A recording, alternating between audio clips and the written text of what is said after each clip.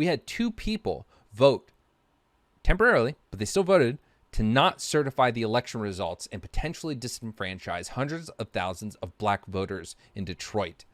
We went over that at the beginning of the stream. It's a big fucking problem what Trump is doing, what the Republicans are doing, and it started with Trump setting the groundwork.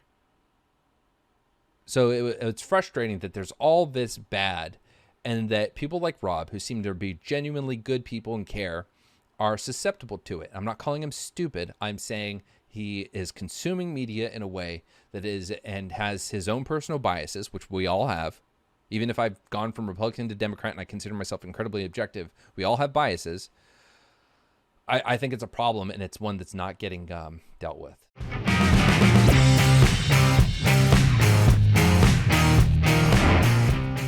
So real quick, let's go over chat. I apologize for missing your messages. If you guys want to do call-ins, you can do command call, exclamation point call, and I'll open up the lines and we can do some chatting.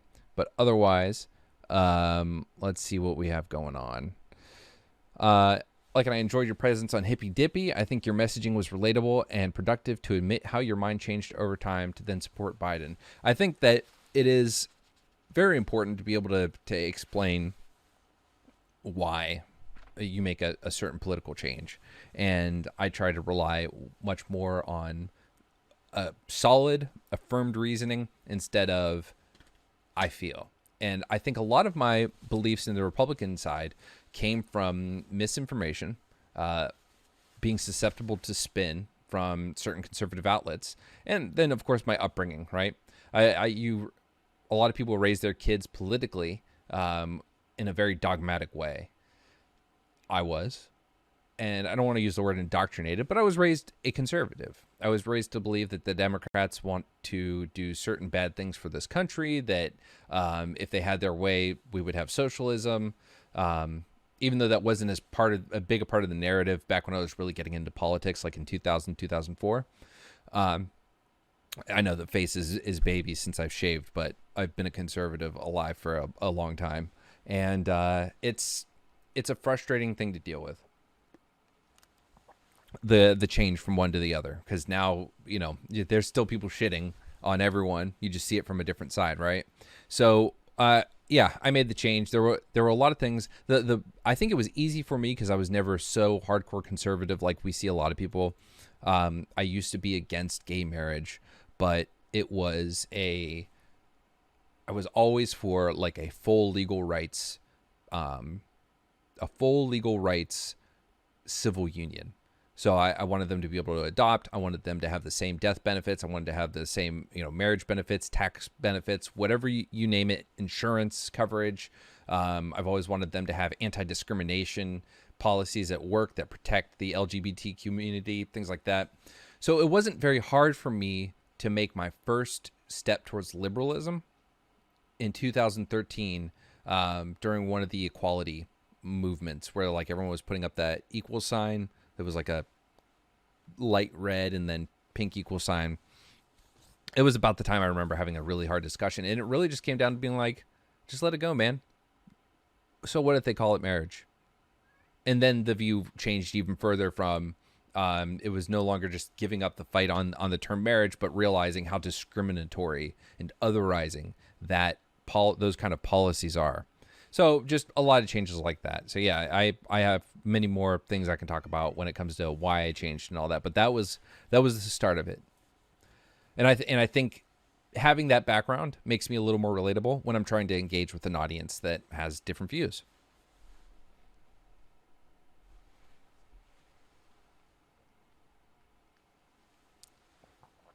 Analyzing news sources needs to be a debate topic in itself. Poor sources has got to be the number one issue preventing any kind of cross-party discussion. I would say that the number one issue is going to be an unwillingness for people to engage with ideas that challenge theirs. That's number one. But once you're willing to break that down and you don't have any weird conspiracy theories about, established news orgs, let's talk about sources real quick. The date, how old a newspaper is and how long it's been read is not a good reason to say, see, they're telling the truth, right? Because the Blaze, if it's still around, is going to be 50 years old at some point, right? But if they don't change the way they report, they're going to continue to get the same scrutiny from me. The New York Times is a longstanding establishment that has a good track record of fair and honest reporting. The New York Post, however, has been around. I think it's one of America's oldest newspapers. The New York Post has been around and is predominantly considered a tabloid newspaper. Why? Because of the types of stories they tend to publish, because of the sensationalist journalism they feed into. Now, while the media as a whole has bought into sensationalism and has propagated it and perpetuated it, nonetheless, the New York Times is a far more unbiased and reliable newspaper, just based on the content they produce and the type of approach they take to journalism. So when we talk, age is a really bad thing to say when it comes to these publications and whether or not, they're full of shit, right? But sourcing then needs to be a debate topic. Once you don't believe that that the New York Times is lying to you, that you don't believe that the Washington Post is lying to you, or the Wall Street Journal is even lying to you, because there are times that a conservative-leaning newspaper like the Wall Street Journal will be brought into play, and people will still denounce it because that's just the mainstream media. But that's very selective then when those newspapers say something you want them to say, right? But once all that is broken down, getting them to accept the right sources is incredibly important, because you're going to get, like we just saw, a completely different spin from the Blaze than what you are from the New York Times. The inconsistency in those two articles was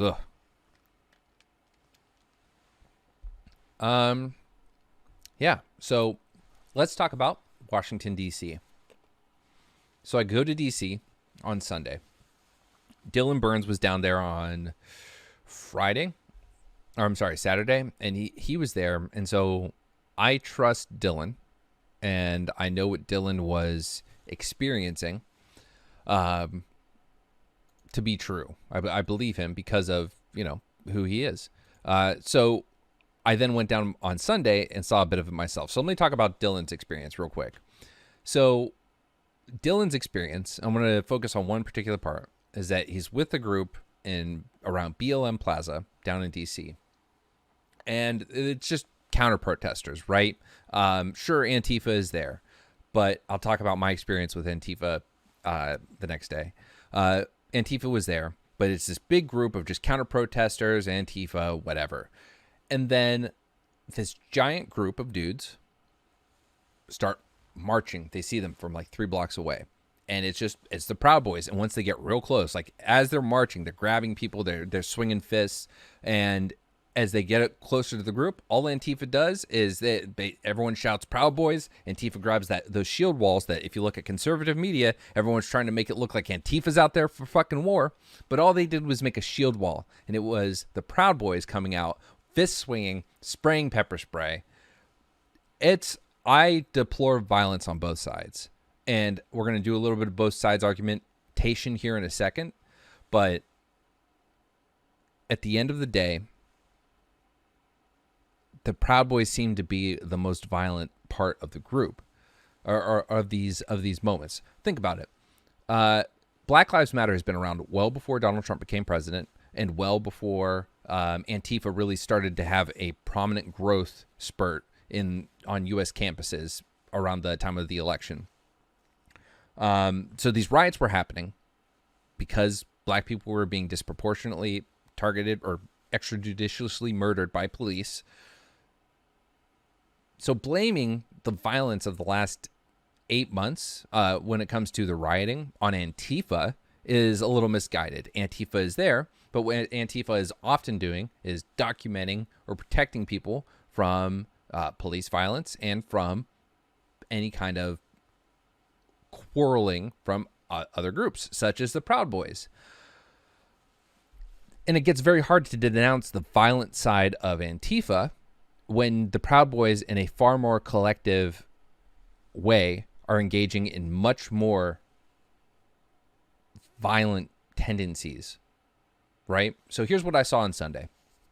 On Sunday, I get there and I go watch the Trump thing. First of all, let's talk about the funny part. You can go check the video at Like and GTV on YouTube. I have some highlights and stuff, but we were watching the walk away. Is this like a little walk away from the Democratic Party is what their thing is, right? So we're watching all the speakers talk, some people saying stop the steal and all that, just a bunch of different conservative folks. And one of the funny moments is I went to talk to, I see this girl streaming, and she's covering things. It looks like she's doing some sort of live streaming like I was. And so I walk up to her and I say, hey, are you streaming on Twitch? And she says, no, YouTube, and blah, blah, blah. And I'm like, oh, cool. I'm doing this on Twitch, blah, blah, blah, blah, blah. And she was like, oh, that's cool. Let me see if I can find the event. Give me 1 second. I'll just show it to you. But I think it was a pretty funny interaction. There we go. Inclusion and diversity. All right. Let's see if I can get this to show up properly.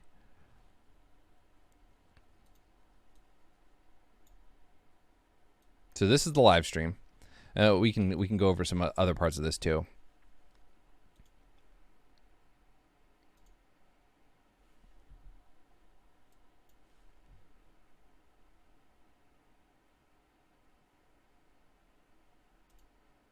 There we go.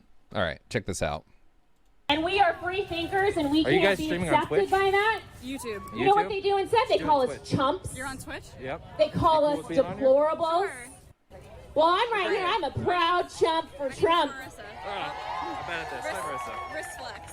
Wrist flex. So I got loud. Jared. And I started, I actually Twitch. flew myself Are you out here by Like in myself in GTV? 2018 in December to go to the first American Priority Conference. Obviously, it's hard to And hear. I met a lot of these good folks here behind me and started building relationships with them. And Ali, I can't say thank you enough for what you've done to help support me and help me grow within this movement.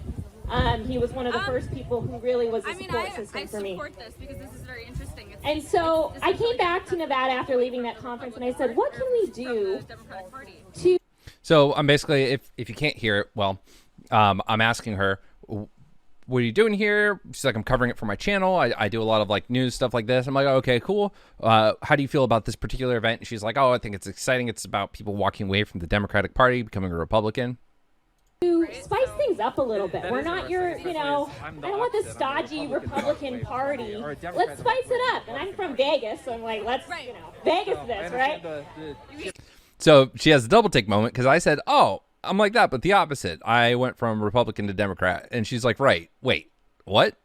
So Megan and I actually met, and we started MAGA Meetup Las Vegas. And this was before the Trump campaign actually took on the terminology of MAGA Meetups. And so we would have social networking hours. So she asked if I was in opposition, and she kind of gave me an out with the why are you here? So I didn't have to get real confrontational with her, but it wouldn't matter because watch. And have conservatives, like-minded people come out and hang out with each other. We had speakers like Scott Pressler come out. We had George Papadopoulos come out. It was amazing. That's why I'm here. Well, you don't have to. But my lesson here is that local elections have consequences. And this is what happened in 2018 when Nevada went dark blue. And I have a point here and a lesson and a call to action for all of you all with this story. So it was just such a stupid interaction. I try to like, I see her reacting like she doesn't even listen to me when I try to give like a reasonable, thoughtful response to her. So she turns away from me, and I see her mind like losing it, and I'm just like, so blah blah blah, and then she just walks away. Doesn't want to engage at all. It was just one of the dumbest fucking ways to react. I was actively trying to engage with like the conservative media folks. OAN was there.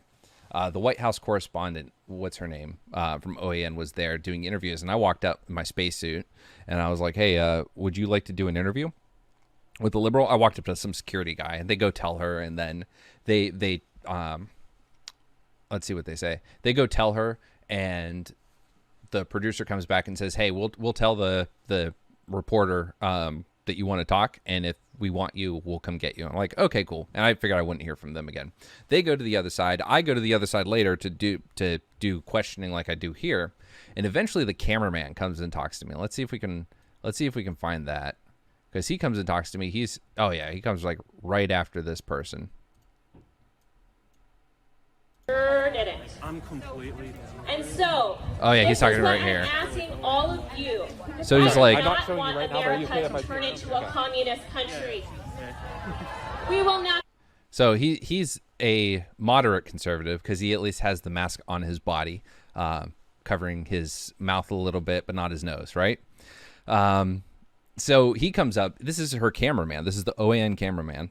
And he comes up and he's real cool. He's real talkative. And he's like, what do you want to, talk about? And I figured they had sent him over to get some information from me.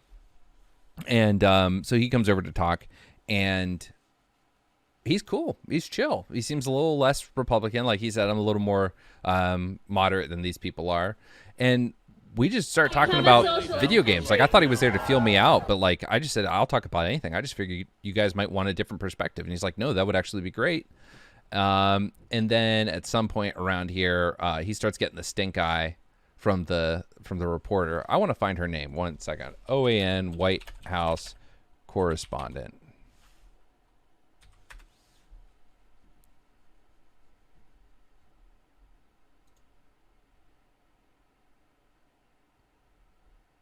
No, hold on. OAN reporter. Bothers me that I can't remember this now. But either way, while I'm looking that up, it was just an incredibly funny interaction with a lot of these people. I had someone come up to me. I think this dude was a Proud Boy. All the security people they had looked like Proud Boys / former Blackwater. And as a former contractor myself, I'm completely okay with that look, except for that whole militarization thing that is kind of disconcerting when it comes to the right groups. I think that person was Jen Pellegrino from OAN. That's who was out there doing interviews. And oh yeah. So anyway, this Proud Boy comes up and talks to me, or I think it's probably someone doing security, but he's got like shaved head and like 3 like Padawan braids about that long in the back. And he's talking to me. He just asked about the spacesuit, and I think he just wanted to kind of come up and talk to me, and he touched me, and so we're talking, and he's like, oh yeah, I'm from Cleveland. I'm like, oh, I grew up in that area too. And we were talking. He's like, oh yeah, after the military, I was gonna go home and get a job at GM because my dad works there. And he's like, oh, don't come here. A lot of black people go to college, and it didn't hit me at first. Like I was kind of fucking with my phone and zoning out, and I just said, yeah, and then it was right after he walked away. I was like, wait a second. I'm pretty sure he just said something incredibly fucking racist and I missed it. And I had the camera off, so I didn't capture it. But it was just one of those like, wow, was it that mask off? Like the only other thing I could have heard, he said there was a lot of bad people. But I know the area he's talking about, there are a lot of black people. I'm pretty sure that's what he said. It was a little uncomfortable. It was incredibly uncomfortable, actually. Let's see what else we got here. Oh, this psychopath. So this guy. This is where shit gets dangerous. Like this. Yeah. So this guy. America! This is where that fuck stole my content, got a shit ton of new TikTok views and followers from it. And didn't credit me, the prick. Anyway, I'm not mad at all. So this is a part where there weren't a ton of people here, right? But the fact that these God-loving, America-loving people are cheering at what this dude is saying is fucking scary. I didn't have like hackles raised when I heard him talk like this, but it was very disconcerting, very uncomfortable, and probably a little window into something that we need to be worried about. Great! We will make America great again and again and again and again! Let me just say what's on all of your minds. If they want a second civil war, then they got one. Because I will not let this country fall. I will not let this country burn. I I will fight to the very last breath. I think this moment, upon reviewing the footage, I don't feel as still fucking weird about it, but because you do hear the cheers die down from all the other shit when he was talking about the steel before we started this clip. The cheers do die down, and this woman to the left right here, she does say, "Who is this guy?" And kind of a weird, like, what the fuck? But nonetheless, there's still fucking people cheering for this shit. USA. This is where shit gets dangerous. Like, Yeah, it was fuck. And he goes on for a little longer. So that was uncomfortable. But this thing didn't go on too terribly long. So then later we go eat lunch. I introduced Dylan to ramen for the first time. So then we have this section right here. So let's look at this. So we were standing on BLM Plaza.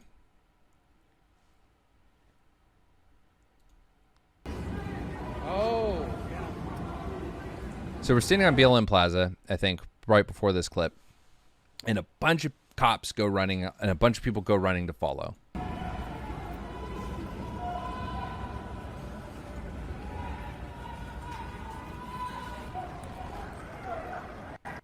so we're walking right now.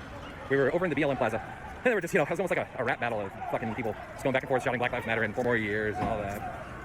And then all of a sudden, cops just started running. People started screaming. No idea why. So we're working on that. More screaming up ahead.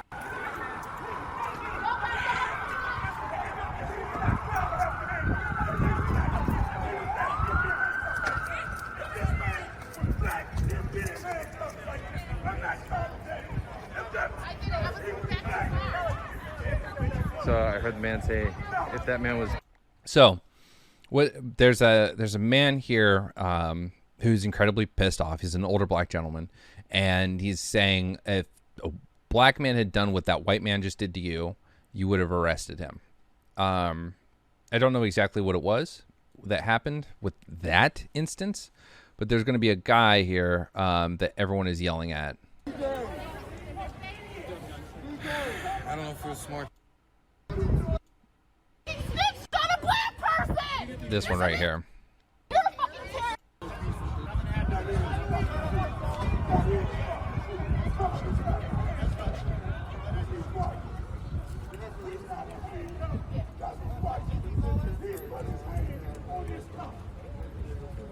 Fuck out of here. You're the one that's snitching on people. Fuck out of here. Back the fuck up. You need to back the fuck up too. Get out of here. You're gonna welcome the fucking police. Back the fuck up. I'm a terrorist? You're a fucking terrorist. You're a Nazi. You're gonna How about you go back to fucking Texas, where the fuck you're from? You're fucking Stop Nazi. fucking up DC. And y'all are fucking brown. You're fucking gonna support a Nazi? Fuck you. You're the one that fucking snitched on a black person. You should be fucking ashamed of yourself. So here is what I experienced down there. Now, this there weren't anywhere near as many people, but I think it still was a good enough sample of both sides that this is what happens. There are both people there. There are Trump supporters, there are Biden supporters, there are Antifa, there are Proud Boys. But what's happening is that you have people that want to fight. You have some people that are just emotionally charged, some people that wish a motherfucker would, right? Someone will walk up with I saw this. It might even be in the video somewhere. Someone walks up with a Trump sign. Let's see if we can get to it.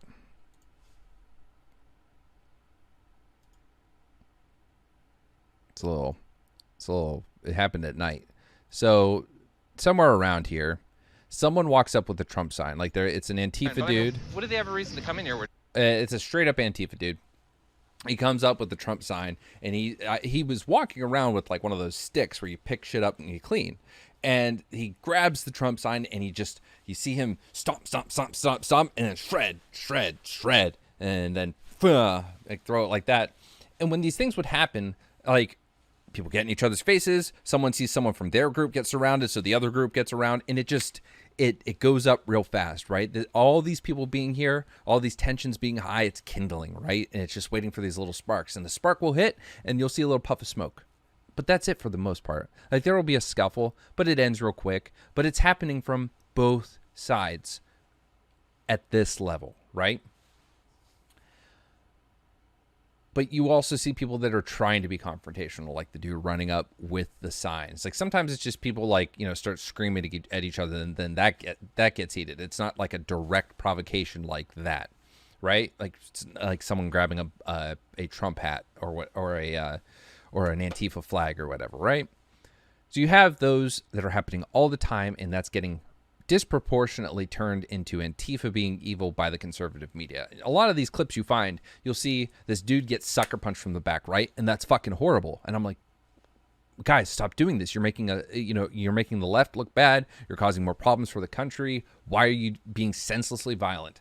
And then you find out that the original part of the clip that's missing is where that dude and another dude double teamed a dude on a megaphone and then kicked him, pushed him, tripped over him, and then he started getting surrounded after that, the guy who was one of the dudes double teaming the dude with the megaphone.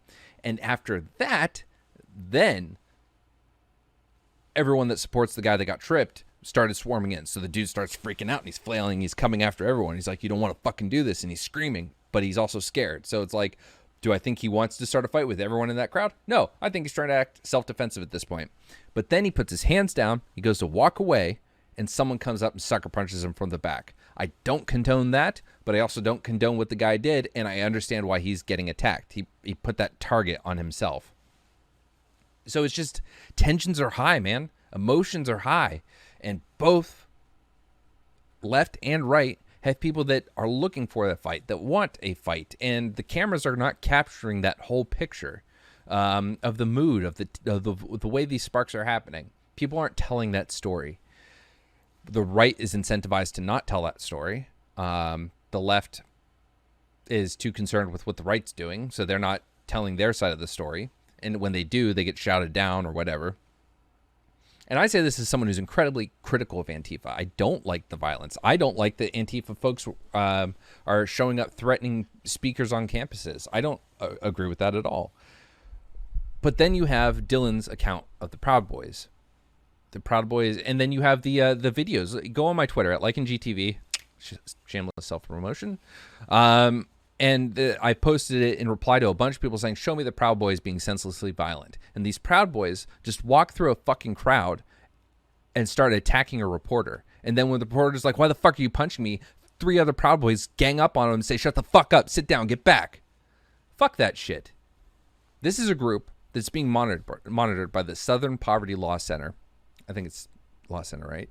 But that is explicitly a violent, alt-right, if not outright white nationalist group. No one's lying to you about that. People aren't lying about the Proud Boys. They're not editing Wikipedia so that they can be discredited. This is an account. This is the case. This is the reality of the situation. To deny that is really dangerous. To focus on Antifa as if Antifa are the super ultra violent ones out there, violent ones, and that the Proud Boys are just a reaction to them is false. Now, are they feeding off each other? Absolutely. The more the Proud Boys become prominent, I see the Antifa counter side going to become more prominent as well.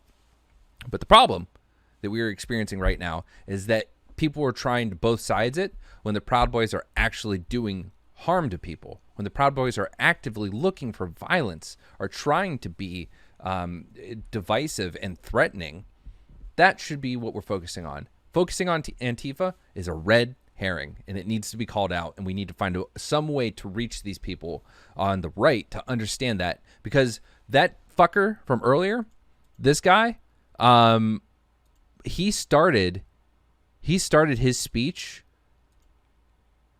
before he gets on the Civil War rhetoric. He comes out and he says, our Proud Boys were out there defending democracy and fighting the good fight. That's fucking awful. And everyone cheered real loud for that one.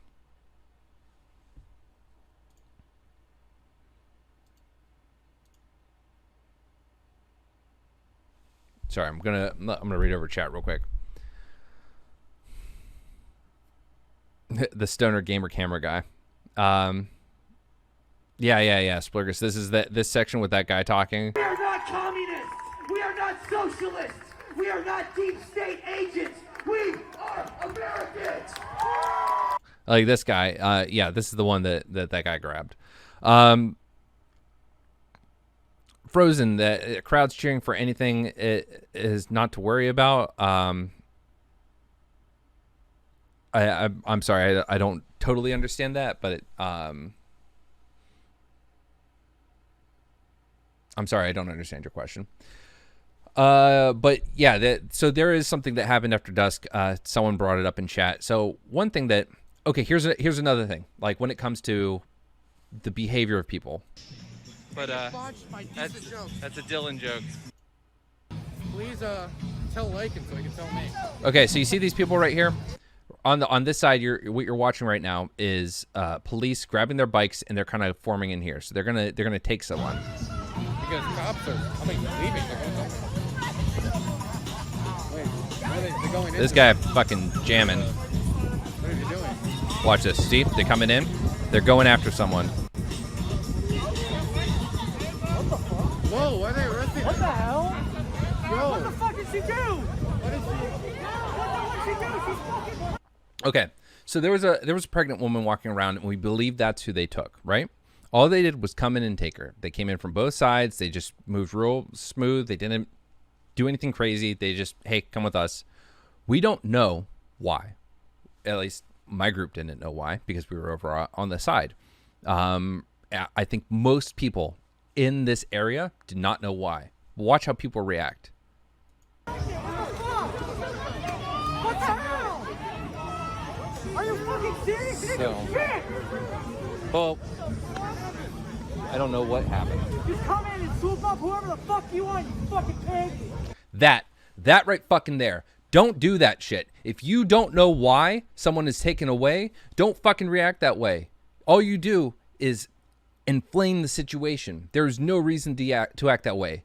You know what happens when that fucking guy earlier that you saw that woman, yelling at when he was standing his ground and just kind of like listening to her screech at him? I'm sorry, real quick. I say screech because of the way that she yelled, not because she is a woman who was yelling. I want to be really clear about that.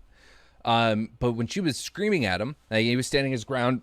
He wasn't engaging with her. So after everyone moved their attention to someone else, I walked up to him and I said, "Hey, can I ask you, like, why were they mad at you?"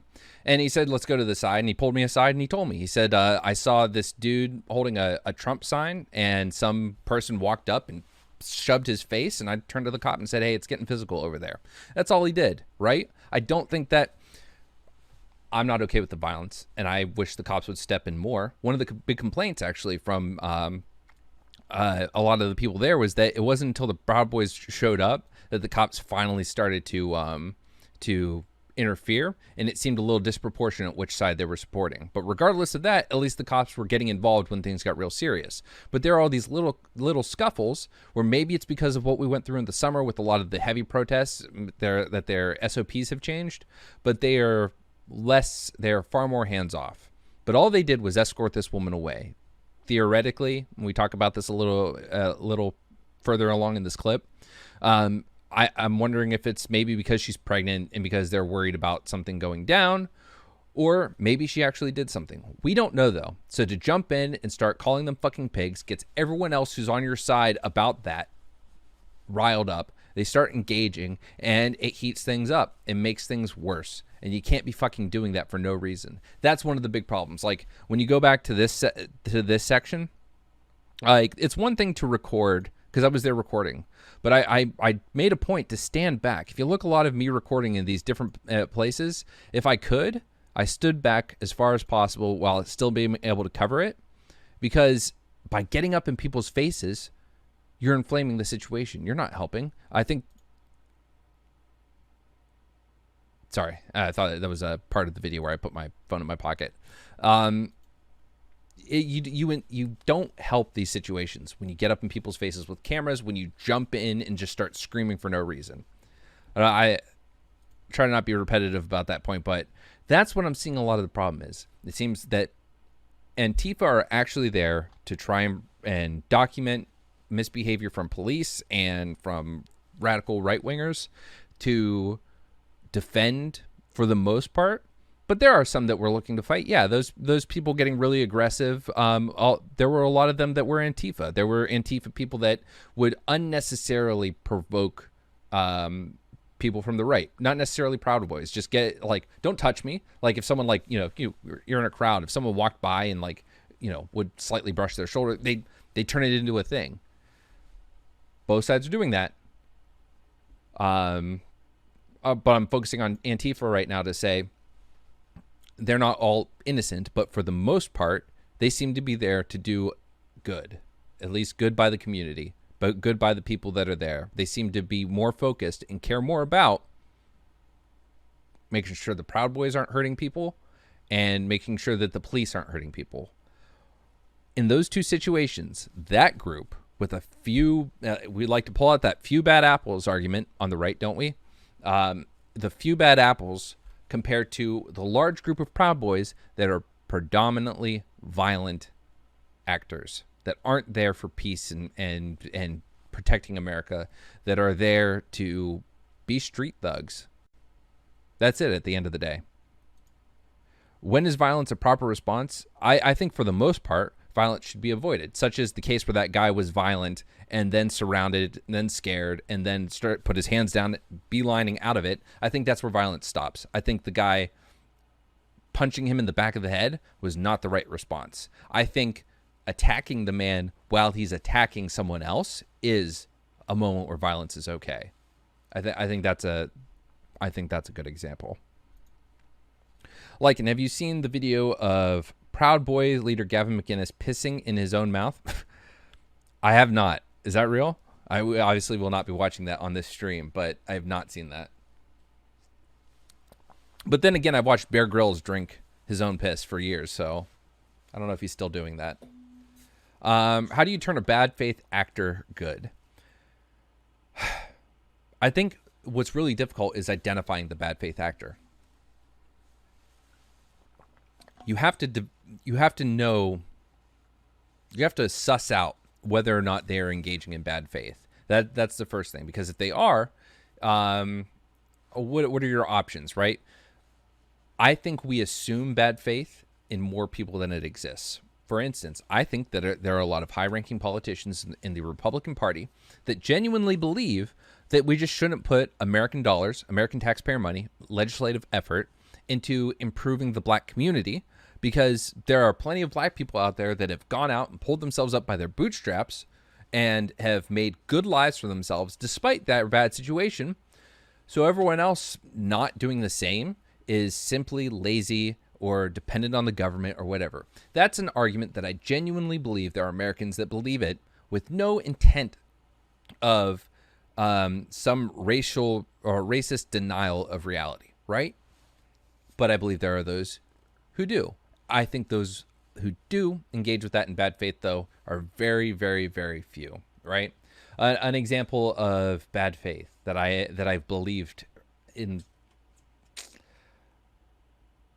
I think that you can be unintentionally bad faith. For instance, if you were engaging with an argument where you believe you were engaging with an argument where you're kind of like, you're getting that pang that says, I feel like I need to reconsider my point. Because I've had this before, where you get that pang of like, oh, that was a good point from them. Maybe I need to reconsider, rethink, reevaluate.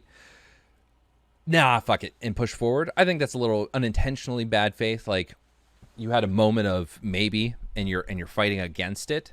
But overt bad faith action, I think, is very, very rare. Yeah, Gavin McInnes stepped down from the Proud Boys a long time ago. But when he came out and did it, he said, I'm stepping down at the advice of my lawyer. And I think that was a problem, because he might have genuinely meant it. Like, he might have genuinely not meant for this organization to take the turns that it did, to become this white nationalist alt-right group, this violent group, even though he started it off with like a joke about violence, like saying you got to punch someone in the face and name 5 types of breakfast cereal, right? Like, it sounded like a pretty joke organization. And despite thinking that Gavin is a bigot, I think that might be true. That the Proud Boys thing got way out of hand for him. Now, people will say, well, he pointed to his lawyer and said, I'm reluctantly letting go of this organization by the advice of my lawyer. That could have been 100% true and still meant that he wanted the Proud Boys to be what it was. I could totally understand creating a group and being kind of like, hey, it's getting some momentum. This is kind of cool. And then it turns bad and not wanting to relinquish it, being like, whoa, wait, maybe we can stop this from going that direction. But then again, Gavin also has a history of saying some incredibly yikes, sexist and racist shit. So it's, I don't know. And I think his wife is Asian, and a lot of people go, oh, he has an Asian wife, he can't be racist. That's a really dumb argument that is easy to debunk. Like people who say Nick Fuentes isn't a white supremacist because his last name's Fuentes. If you talk to any average American, I had a buddy of mine reach out to me the other day, and he says, he points to some tweet, and I'm like, dude, you know that's a white supremacist, right? Like a white nationalist. And he says, dude, his name's fucking Fuentes. Are you stupid? No. Let me show you. And then I showed him, and then he's like, oh, okay. There's a really good thread out there that has all the information on Nick, and it kind of just shows his views. But people do that. That's one of those things that we assume. Like, you can't be like the idea that Jesse Lee Peterson is a white nationalist in one of the most disgusting ways. He says some of the most foul, awful shit about black people, about women. Like, what people like to, I saw his thing. I think it's called Puberty, is a really popular Instagram account that shares, it's one of those meme jacking accounts, right? Like Shithead Steve and whatnot. And I see Jesse Lee Peterson, and I completely forgot about this clip, but he basically is talking to a woman who's talking about having multiple experiences and being slut shamed for it. And I can't remember if she asks him something or whatever, but he basically says, he says, you're not a slut for having sex, you're a slut for having multiple partners out of marriage, something like that. And she says, okay, what do you call a man who says the same thing? He says, a slut maker. Like, just that kind of, are you fucking out of your mind? That's a moment where I'm like, you either are an outright chauvinist, or you are a misogynist, or you don't realize it. I can't tell with him. Sometimes I just can't tell. Like, it could be one of those things where all his backwards views are so ingrained that he can't help himself. Oh, he pissed in cereal and ate it? Jesus Christ. Let's see. Someone asked how many people are in the Proud Boys. How many people are in the Proud Boys?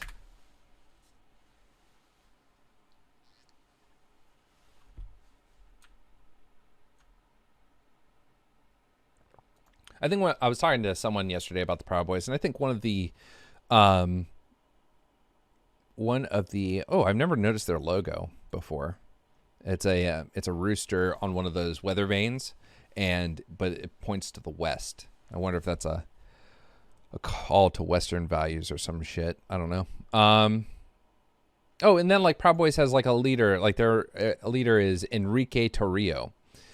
He's the chairman of the Proud Boys, and people will say, oh, they can't be because blah blah blah blah blah.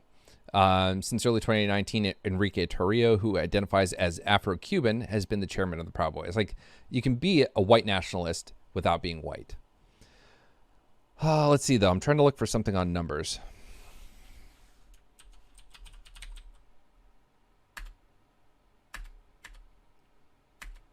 Members.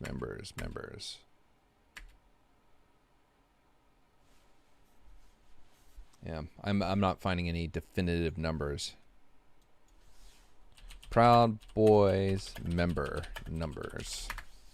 Let's see if we can get something here.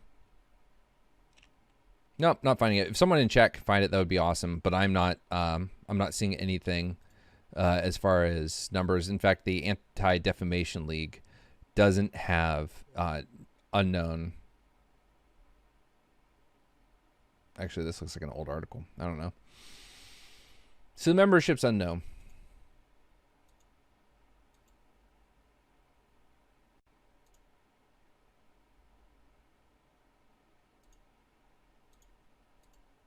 Boom. Time that shit out.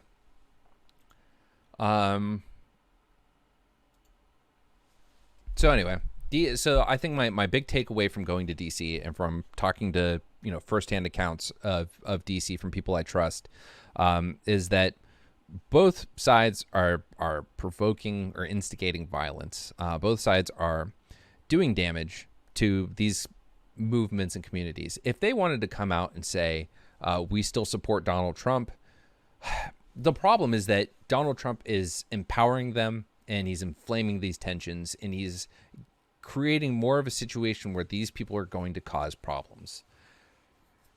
But both sides are at the baseline level. You have your protesters that are coming out for peace, that just want to go out there left and right. They just want to spread their views, even if they're stupid, right? You have one side that wants to say Donald Trump's the president and the election was fraudulent, whatever. You have the other side that says you guys are stupid and the election worked here. And then the next level you have, that's most people, right? So that's the base. Then you have people that are super angry. You have members of the black community that have seen way too much death and destruction and sadness, police brutality, drug addiction, lack of help from the government. You have those people who have lived through decades, years of all that, who are emotional, understandably angry and hurt. Then you have the people that are looking for a fight. You have the smaller portions. You have the people that are there to be violent. And between Antifa and Proud Boys, if we look at those as two opposing groups, of those, more Proud Boys are there to explicitly be violent than Antifa. So at the end of the day, both sides are starting fights. At the base layer, you have scuffles between people. At the next layer, with people looking to fight, you have more people looking for those scuffles. But then between those two groups that everyone likes to focus on, the Proud Boys and Antifa, thank you, Fancy Sloth, for the host, 69 viewers. When you have those groups, the Proud Boys are more militant, more violent. That's what needs to be thought of. That's what needs to be taken care of. Again, Antifa is a red herring to focus on. Denounce the violence. I called it out the other day on Twitter. Not that I'm anyone important, but I said, hey, Antifa, if you're engaging in that violence, more people need to speak on this. It doesn't matter if you're nobody. The more people that talk about this, the better it gets. Tell Antifa, don't be violent. Document everything so that we have both sides to these Twitter clips. And then tell your friends and family, you got to focus on the Proud Boys. Those are the ones. Like if you go to the Southern Poverty Law Center, let's do that real quick. Let's see. Antifa, Southern Poverty Law. Cool.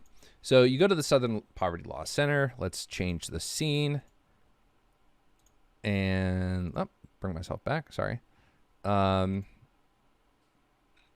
Let's do this. Cool. That worked. All right. So you have the Southern Poverty Law Center, and I was curious because you look up the Proud Boys here, and they document them as a hate group. They document them as a white nationalist group, and so I'm like, well, what about Antifa? Why doesn't the SPLC list Antifa as a hate group? The SPLC condemns violence in all its forms, including the violent acts of far-left street movements like Antifa, short for anti-fascist. But the propensity for violence, though present in many hate groups, is not among the criteria for listing. Also, Antifa groups do not promote hatred based on race, religion, ethnicity, sexual orientation, or gender identity. They do, I think, list it based on party affiliation, if I'm to be fair to those on the right.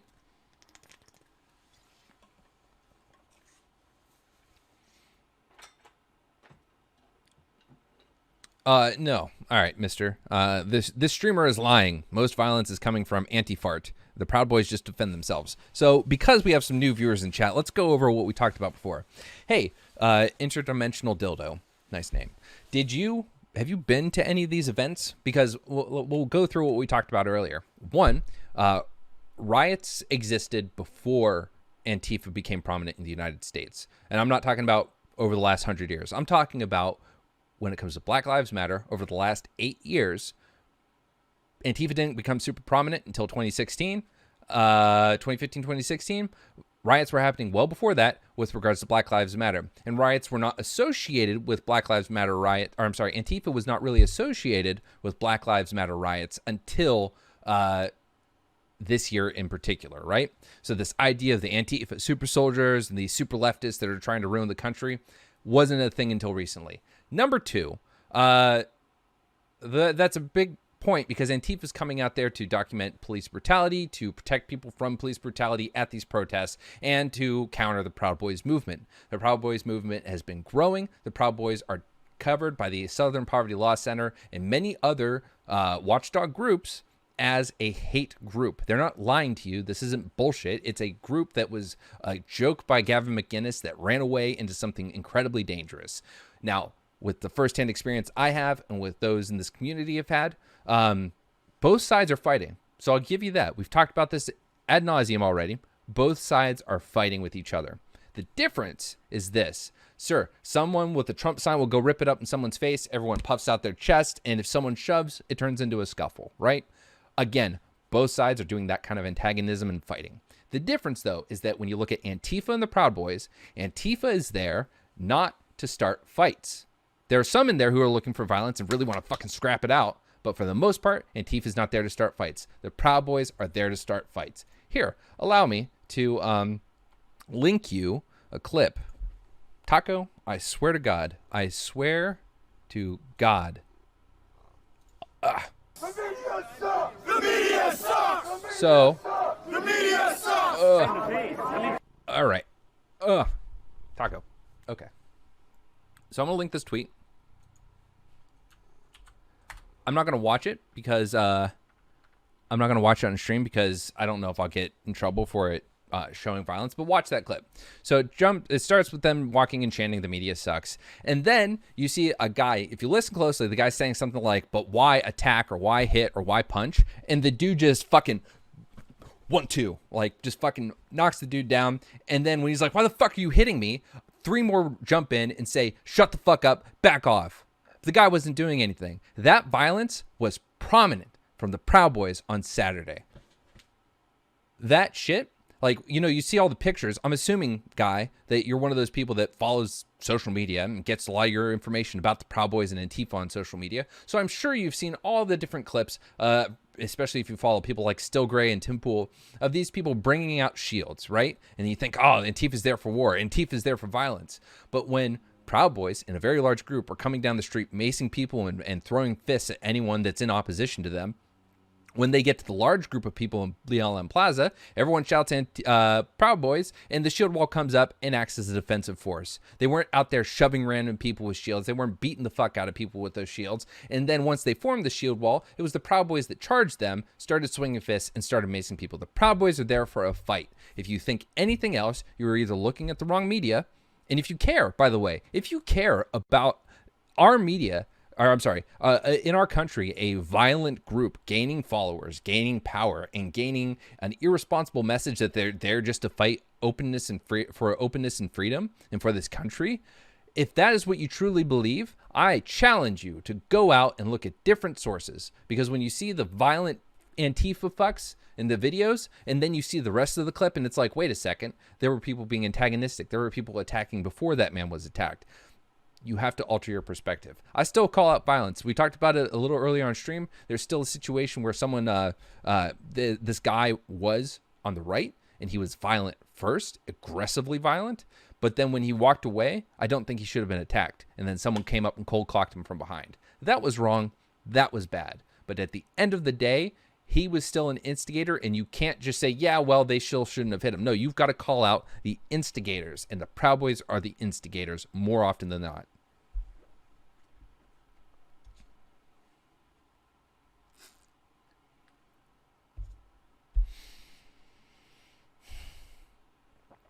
So you have to decide what's more important to you. The group that is predominantly there to protect against police brutality, to call out bad police behavior. It does exist. I don't know if we need to have that discussion as well. And I say that as a supporter of law enforcement, as a friend and family member of law enforcement. There are more than just bad apples. There are systemic problems. If you're a black man in this country, In comparison to a white man, you are 3 times more likely to be charged for possession of the same amount of marijuana in the same exact situation as a white person. These statistics don't exist because black people are whatever bad thing you want to say about them. They exist because it's the reality of the situation. All right, I'm going to assume you're going to troll just by the start of this sentence, Dildo. You are not fooling me with your lies and propaganda. The Proud Boy are defenders against leftist violence. Anybody that says that otherwise doesn't know what they are talking about. I don't know. How do we reach these kids? Chat, this is what we were talking about earlier. How do you identify a bad faith actor?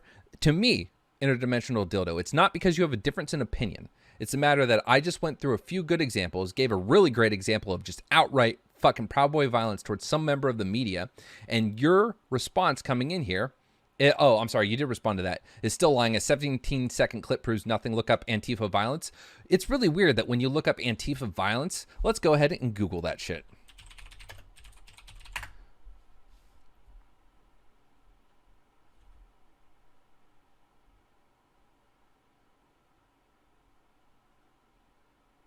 Well, actually, when you Google Antifa violence, a lot of shit about about Joe Biden's comments on Antifa violence comes up. So, I'm sorry, give me a better search term. Maybe if I click videos. Nope.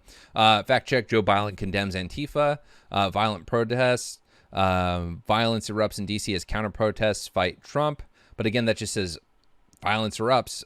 We've already talked about it, and I've already told you how the Proud Boys were the aggressors. So I'm really looking for like what exactly this bombshell convincing video argument I'm supposed to see is, because here's one. Who caused violence at protest? It wasn't Antifa. Now, granted, that was from June, and that was from the Washington Post. I'm sure that's the liberal deep state media, right?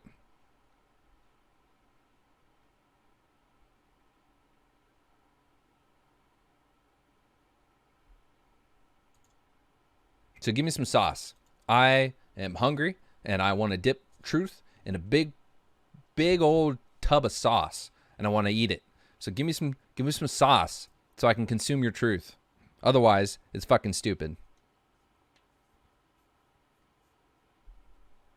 I haven't decided how I want to treat people like this in chat. But going back to the point, you guys see what I'm talking about? Like, I can't tell if he's being bad faith or if he's just refusing to go against the grain. So I challenge you, Dildo. Assume that I might be right. I want you to prove me wrong then. I want you to go and look at sources that aren't just telling you what you want to hear.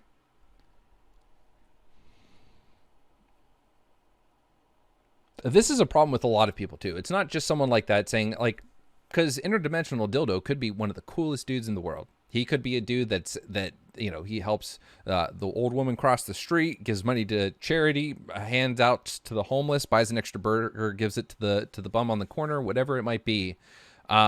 He might be a great dude, but yet here we are having an argument, and people will make assumptions about him based on his stance on the argument. What people should make assumptions about him on is based on his unwillingness to engage with opposition of thought and opinion. Now, even if he is a troll, this still highlights something that we all deal with, whether it's a family member or a friend or some random on the internet, that you engage with this shit all the time. Ugh.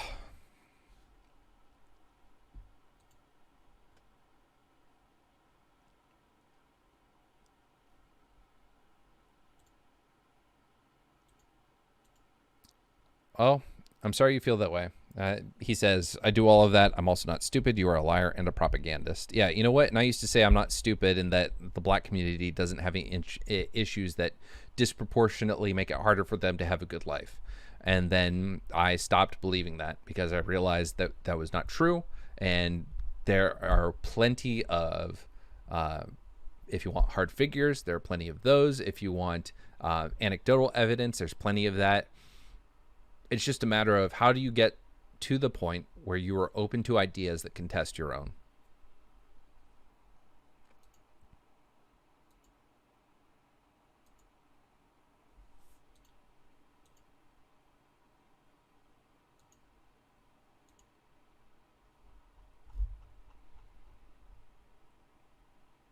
Let's see what else is going on.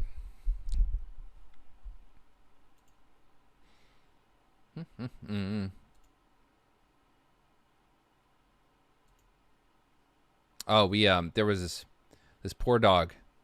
This really upset me. Like, I get, you know, you're out and about walking, but I'm gonna incite a riot. I'm This gonna is- speak my piece. that dog's Let you dad speak yours. yelling. We have a right to agree and disagree. All the time. I don't agree with him. He's blind to the shit. That's right.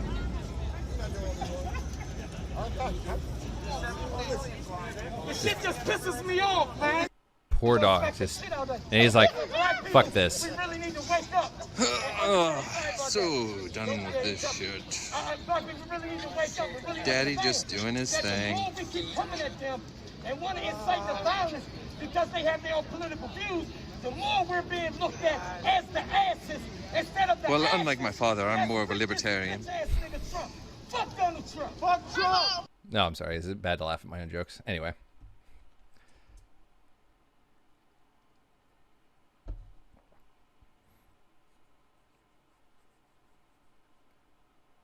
What define interdimensional? Define the difference between facts and propaganda.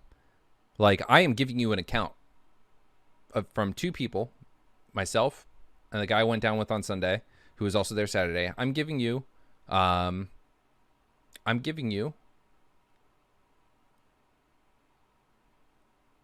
account. Now you're either telling me I'm a liar because I'm giving you an anecdotal account, or you're telling me a liar because you disagree with me. They're one of two things. And I like to assume good faith. Or I think that it's important for people to engage with new folks in a good faith way from the beginning. Assume not that they are a liar just because you disagree with them. I think that is a way to operate that makes both your personal and professional lives better. It's something that in my line of work, when it comes to like consulting and working with teams of very strong personalities and people that want to do things their way and that are going to reject certain ideas of change, you assume good faith in their pushback, and you expect the same from them to assume good faith in your coaching.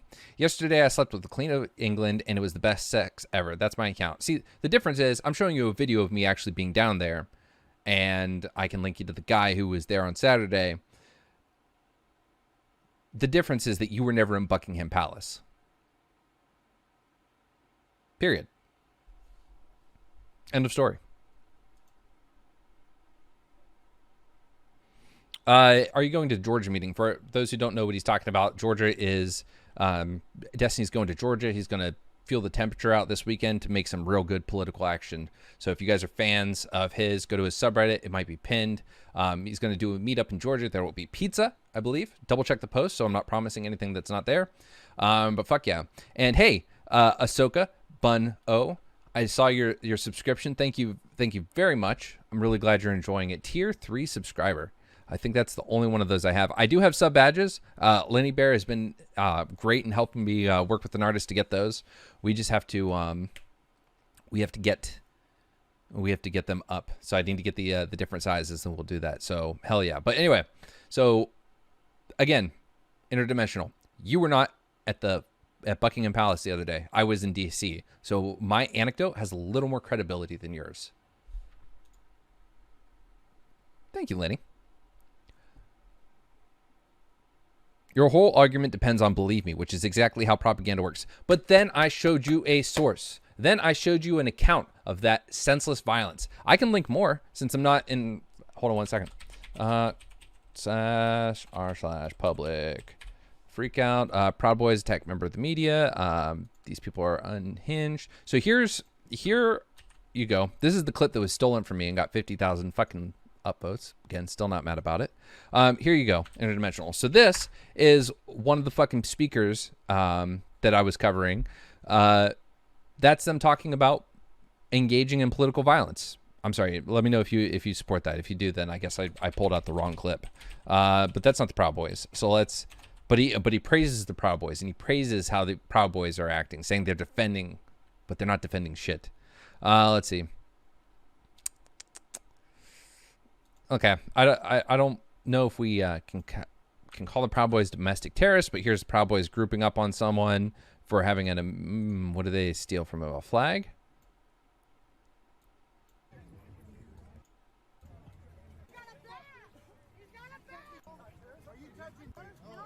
Hey, you hurt girl? Are you touching girl? Huh? Oh, he's got a bat! No, I ain't gonna hit him. I believe this is the one I'm looking for. Anyway, I don't know what else to tell you, dude. I don't think you care about a differing opinion on this. You're welcome to come and voice chat if you want to talk.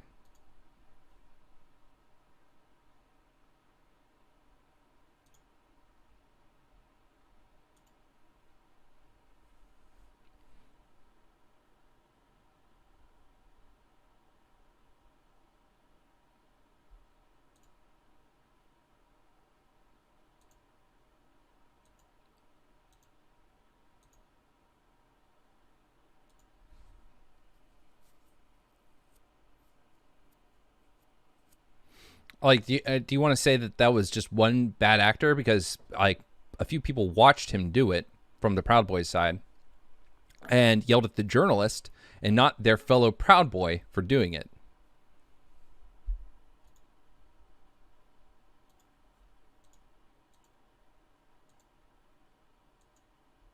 I want to know what your threshold is, right? Like, if Antifa violence is usually only engaged against, for the most part, like, so again, if let's take Proud Boys and Antifa out of the equation. If you just have Trump supporters and Biden supporters out there in the streets, right? And these little scuffles break out, you know for a fact Antifa is not there. Proud Boys are not there. What's your opinion going to be on the situation? How are you going to view that? If you go down and see it and you watch you watch the left antagonize the right and the right antagonize the left, fights break out for both, are you going to disagree with me on that too? Because that's what I saw. I saw not Antifa, not Proud Boys, just left and right having little scuffles. How do you feel about that? Because then I'm going to move on to, okay, cool. Now we have Antifa, and the primary actions we see from Antifa, aside from and Proud Boys, aside from both engaging in those little scuffles, we see Antifa protecting groups from Proud Boys and documenting police and calling out police and protecting people from gas grenades and shit like we saw during the riots. And then you have Proud Boys marching down the street and just assaulting people. It's a little different there. What are the Proud Boys protecting? I have not seen a single clip of the Proud Boys just forming a wall to protect people from the super violent Antifa that are trying to charge them. I haven't. If there is, there might be. Shit was real intense this summer. There might be out there. But I would like to see that because I've not seen that. Do you think, Splurgus asks, do you think eroding the war on drugs is something the left and right can agree on? Yes. And do I think it's getting closer to that? Absolutely. With the change in, I think that New Jersey legalizing marijuana is the catalyst for DC to do it federally. I think that because it's now here, because Pennsylvania is bordering it, because New York is bordering it, a lot of people are going to be getting it legal. Maryland isn't too far away. Delaware, a large portion of the East Coast now doesn't have to travel to Colorado or Nevada or Washington or Oregon or California.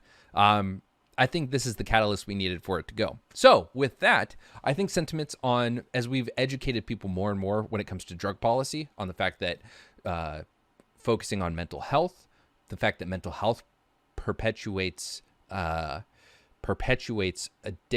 behaviors far more damagingly than anything else, as we become more and more educated on this, and the fact that the drug war doesn't work. Percent of Republicans that support the drug war. Let's see what we can find.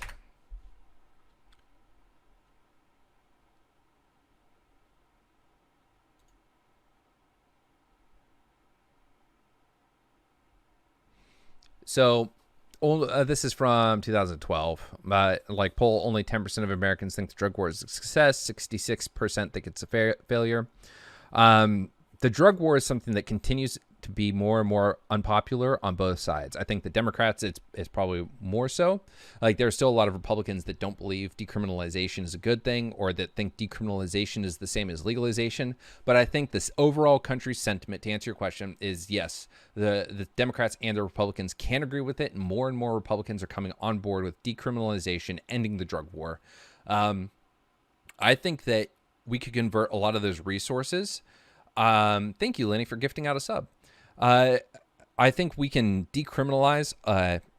We can convert a lot of the drug war resources, keep a lot of jobs for people, and convert that into helping people. Convert that into money, effort, careers that are centered around helping the population deal with the drug addiction, dealing with the opioid crisis. There's plenty of that for people to be well employed.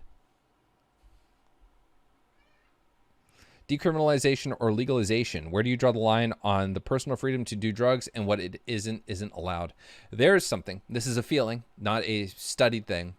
I don't like the idea of cocaine being sold in stores. Do I have a good reason for it? It's just the idea that I know that, or heroin. It's just knowing that how addictive those substances are. I think that something like heroin in particular, while the opioid crisis is very, let me backtrack.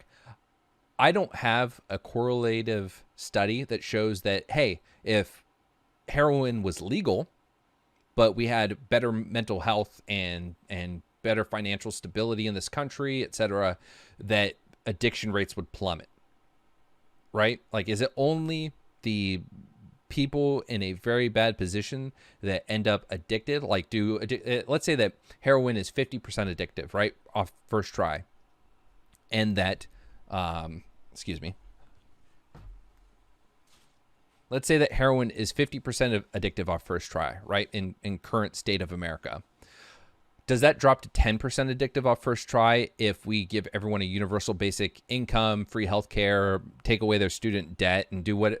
I'm just throwing a bunch of social programs out there. If we do all of that, does the addiction rate drop? If it does, I might change my view. But at the moment, the idea of legalizing heroin and cocaine is a little uncomfortable for me. But decriminalization across the board. Reroute the drug war money towards helping people.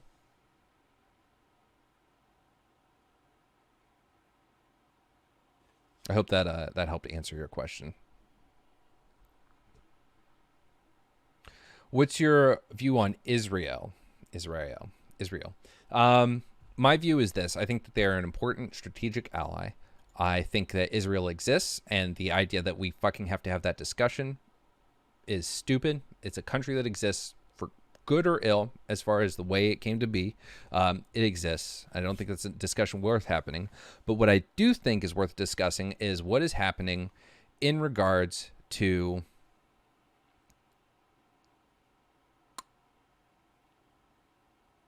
their relations with Palestine. And I think that the evidence shows that there are human rights violations being occurred, that Israel is not acting in a way that is copacetic with American values and foreign policy, and yet we continue to blindly defend it. So as someone who loves Jews, who loves Israel, it's very uncomfortable as an American that was, again, raised with the idea of Israel as one of our greatest allies, and yet we're watching them do things that need to be spoken out against, and no one's speaking out against it. Not enough. Not in any way. It's being called anti-Semitic if you're pushing back on Israel and what their relation is with Palestine.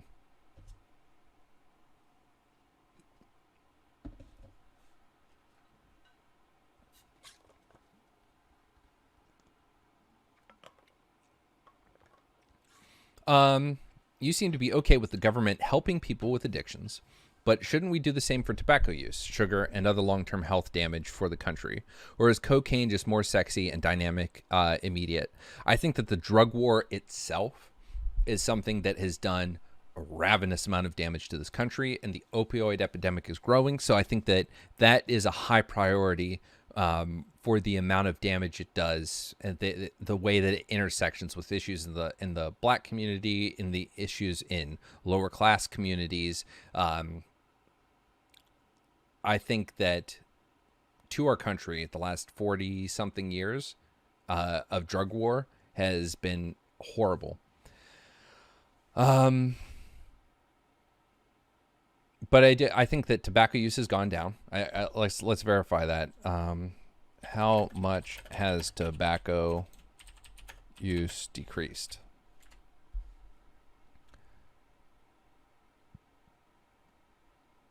So, in November 2015, the Center for Disease Control and Prevention noted in their report the percentage of U.S. adults who smoke cigarettes declined from 20.9% in 2005 to 16.8% in 2004. Now, granted, we have vaping and all that, so I don't know how much it goes into detail there.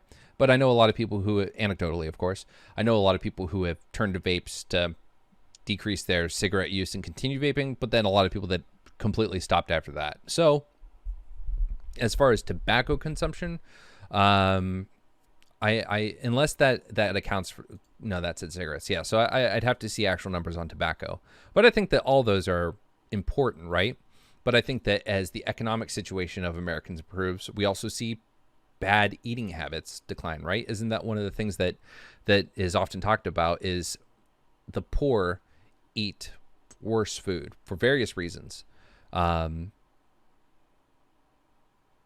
God, I think of my diet growing up, I was not in a financially stable household, and my mom always made sure we ate, and we ate good. Like, I never felt, oh my God, we're poor. Look at, we're eating just cans of beans or anything like that. But like, I think of the habits of our diet. My mom could have done better as far as, the types of food she fed us, and for various reasons, poor people don't eat good diets. I remember, so there was a neighbor up the street that was way more financially unsound than we were.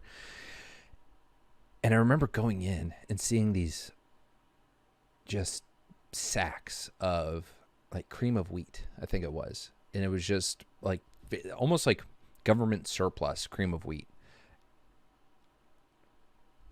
And the family was like very large and all that. And so I think that just poor people have access to worse nutrition. And so I think with improving other things, the whole issue of like sugar and obesity in this country, I think when we improve the lives of poor people in America and America's consciousness of health, I think that'll help. I think it should be federally fucking mandated that all chain restaurants at the very least, or restaurants of a certain size, put their dietary, their nutrition facts on their menus. I think that is one of the best things that has ever happened to health in America. Because I know myself, I'm not eating a bloomin' onion by myself like I used to. Because now I know those things have like 2,200 calories or more. I don't think that includes the Thousand Island dressing.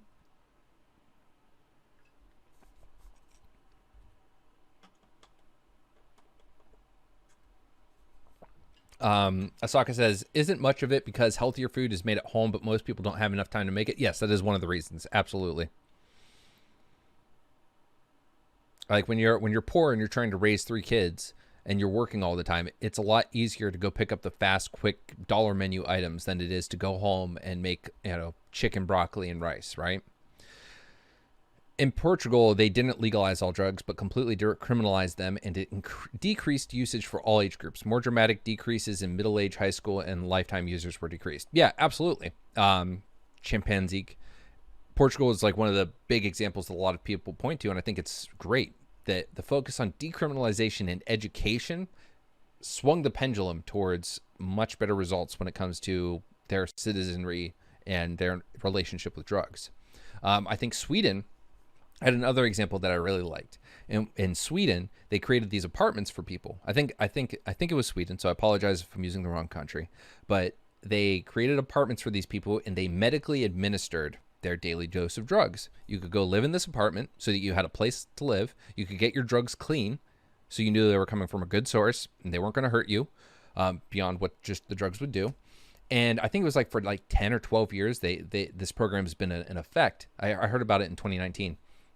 For 10 to 12 years, this program has been in effect, and they have cycled so many people into life when they didn't have to worry about their home, when they had their didn't have to worry about getting drugs. They were able to improve their quality of life, go clean, and get out. I don't think they've had any recidivism, and they've only had 2 or 3 people that have maintained on the program. The other thing is they didn't put a time limit. There was no, you have to stop at this time.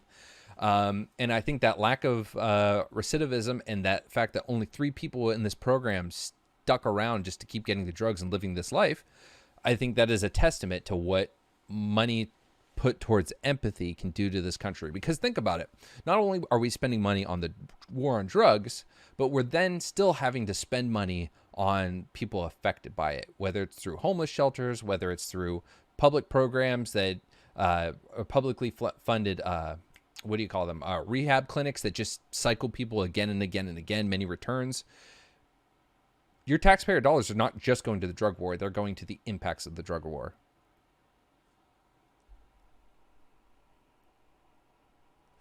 As someone who has had government cheese, it does taste very processed. I don't know how processed it really is.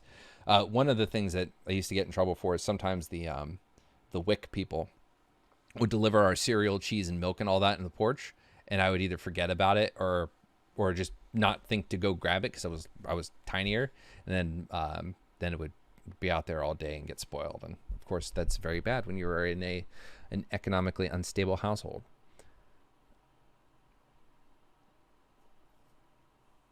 Oh, and you know, don't get me wrong. It's not just the poor that are eating. Like, we have a culture of eating garbage, right? I mean, I could eat a Double Down though right now, if I'm being honest. I think that people want to talk about the Double Down being an abomination. Oh God, I think that sandwich is amazing, and the idea that it still exists makes me so happy. Oh, I love it.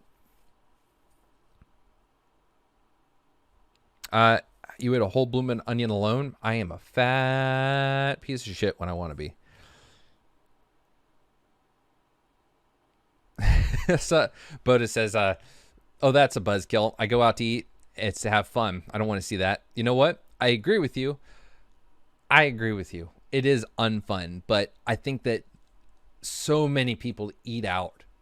I eat out a lot. So being able to, like, when I go on DoorDash and I see all the calories and stuff for things, it helps a lot. It helps me choose, because when I order from a place called Bonchon, which is a delicious Korean fried chicken place, I would order the Korean fried chicken, which alone, the serving that I would eat has 1,000 calories. But then I could also eat about, oh, my mouth is watering. I could eat these Korean bulgogi tacos. And yeah, so it helps me by seeing that. I'm like, no, Jared, you don't need to eat that shit.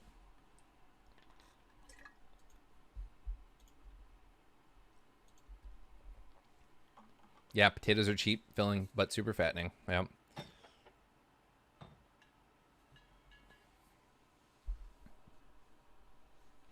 Yeah, some people don't know how to count calories. They don't know a healthy way to do it, which is obviously definitely a problem.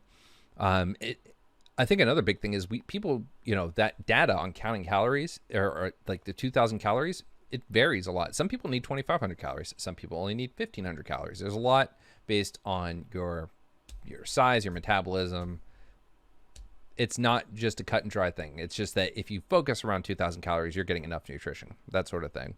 I actually, when I used to diet, like, and cook my own food, my own chicken, my own vegetables, and like really measure it out, if you were very strict, I realized how hard it was to actually, if I'm not eating bigger items like potatoes or you know, calorically dense vegetables, it's actually a lot harder to get those nutrients, or I'm sorry, to get those calories met for the day. Asako asks, how are you doing? Like, and I know it's tough to stay positive in these times, so just a reminder, everyone, take care of yourselves. Yeah, it's I'm good. I'm happy. I'm happy with the election results. I'm happy with the prospect of the future. I'm happy that we could win a Georgia runoff for 2 Senate seats, have a majority in the House, in the Senate, and have the White House. And while I am a huge proponent of the checks and balances of our government, I think that the Republicans have shown themselves so willing to stonewall any kind of real good change and to back up so many bad ideas that I think it's necessary that we try to flip Georgia. So overall, I'm happy, but what Trump is doing with regards to this election and the the dissent he is sowing, I think that that's a huge fucking problem, and that gives me anxiety. There's also a movement in the UK to do drug education on responsible dosing and monitoring addicts with long-term abstinence programs. That's good. And another thing, like, why block a needle program? HIV, hepatitis, other things are spread by sharing needles. People are going to do drugs regardless of whether or not you provide them with a safe way to do it. People are going to have sex regardless of how much you tell them they shouldn't, for whatever reason. That's why you let them have condoms, because at the end of the day, you're going to prevent pregnancies, and you're going to prevent the spread of certain diseases. Same thing with needles. Why not let them have clean needles? Again, it's a low-cost solution that would help, that would make things better.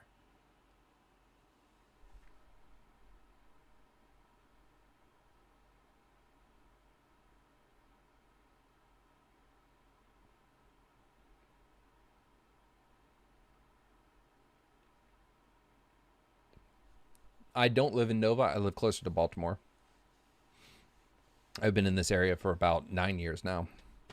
I've lived all over the place, though. Like, for the most part, DMV area, but I have lived in Texas and Pennsylvania as well.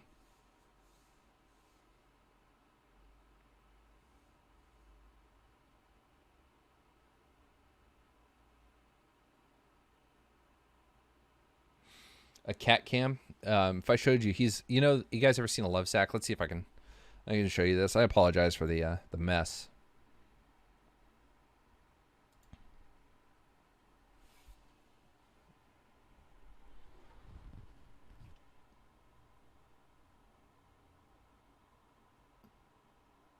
There's Taco.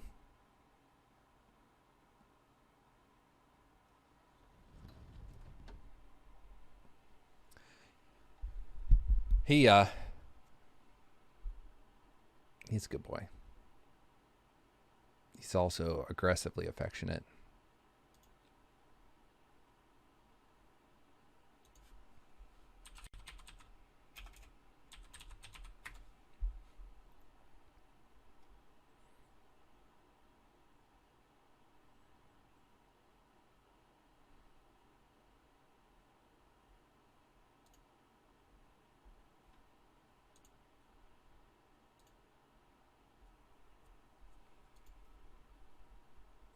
Yeah. It's a short drive to DC.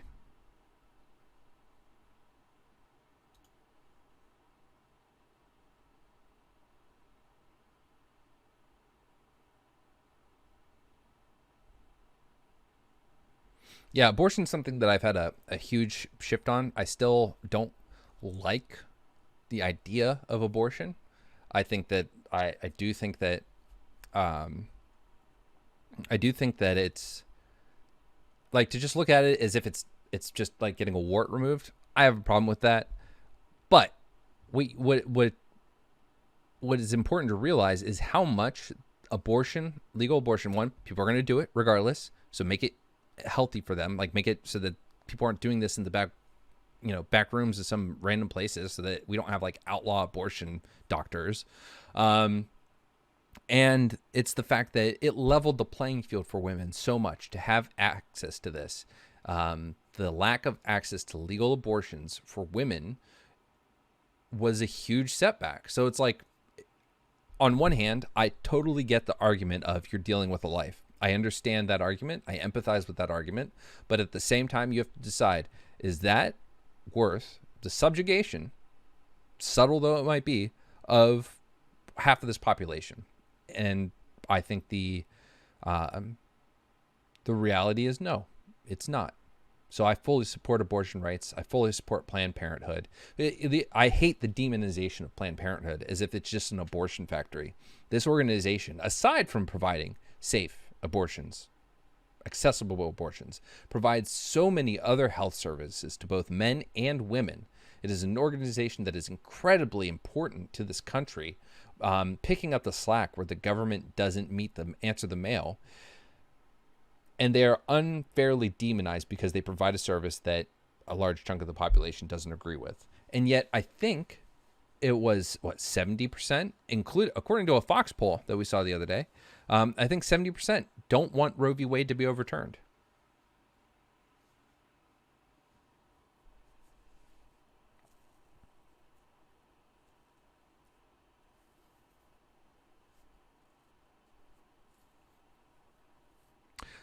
Like the big argument, like people will say, if you don't want an abortion, don't have sex. Plain and simple. If you just don't have sex, we don't have to have abortions. And again, it's one of those, people are going to have sex. So stop not promoting condoms. Stop not promoting birth control. Stop trying to do abstinence only because it serves your needs. The reality, the science, the data, the tested, tried and true reality is that contraception works. Education works. Rely on those. If you want to tell your kids don't have sex till marriage, that's fine, but be aware of the consequences too. And I was someone that was raised like that. I actually abided by that until I was 19. I was like, no sex. I was a Christian. I was going to stick with it. Obviously, that didn't work. But nonetheless, I've experienced that. I've lived it. And my mom's very lucky that I didn't lash out and go to drugs because she preached so anti-drug to me. She had those very uneducated views on drugs that most Americans had, that many still have.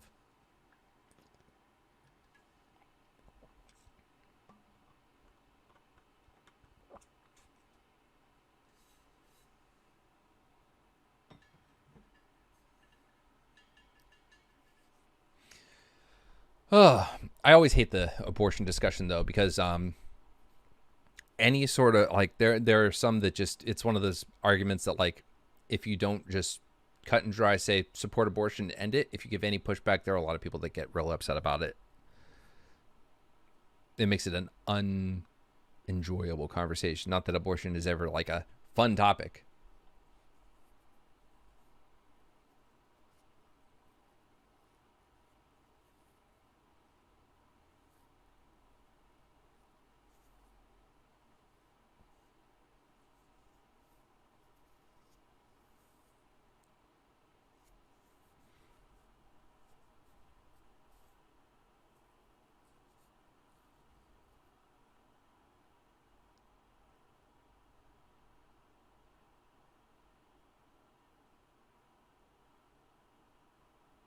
I'm sorry, Paul. You can correct me if I'm misunderstanding you, Taco Beast. I've read this a couple times. Taco Beast says, "I think it's disingenuous though, saying educated people will have sex but ignore the ways to prevent pregnancy is a big difference than ignorant people have sex and can't comprehend the consequences." Are you saying that it's disingenuous to say the former, or I'm sorry to say the latter?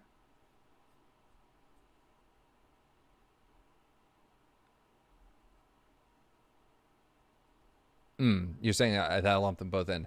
I mean, I think that I think it's true. Like I do think that educated people will have sex. Will have sex, but ignore the ways to prevent pregnancy. Am I like lumping them together? I thought I made that distinction. That the educated people will have sex, and are less likely to ignore the ways to prevent pregnancy. They're also usually wealthier and have access to abortions without it being like an issue. Ignorant people have sex and can't comprehend the consequences. I don't think I'm saying that either. I think that it's ignorant people promote contraceptive free sex. Ignorant people promote abstinence only. That's what I'm saying. Now, educated people can still promote abstinence only, but ignorant on the subject of human sexuality, and then the reality of how our society engages with sex, abortion, contraception, etc. I think people, ignorant of the reality that people are going to still bang no matter what, but then choose to tell people contraception's bad, to not focus on that part.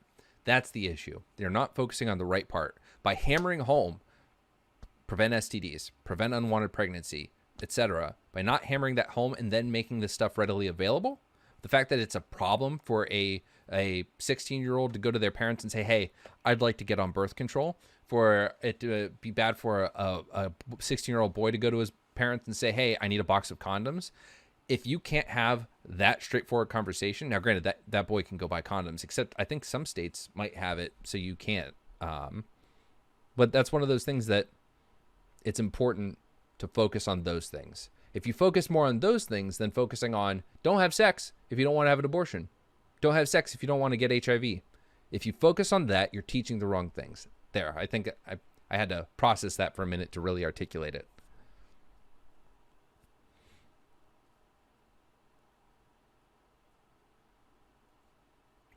Oh, I'm sorry. I see you followed up with a message by saying educated women who want abortions are the same as teen pregnancy.